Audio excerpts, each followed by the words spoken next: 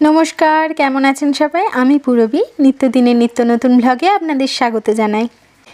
এরকম বৃষ্টিমুখর দিনে কাজে যেন আর মন লাগে না বলুন, কিন্তু কি আর করা যাবে, পেটের খিদেটা তো আর কারোর কথা শুনবে না, তাই না? তাই সব কথা মাথায় রেখে টুক করে বানিয়ে নিলাম একটু ডিমের ডালনা।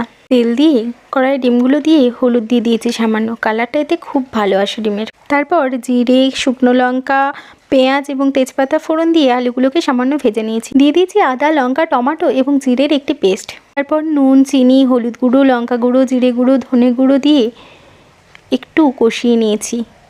আর একটু জল দিয়েছি যাতে মশলাটা ধরে না যায়। আর আলুগুলোও কি সুন্দর সেদ্ধ হয়েছে দেখুন।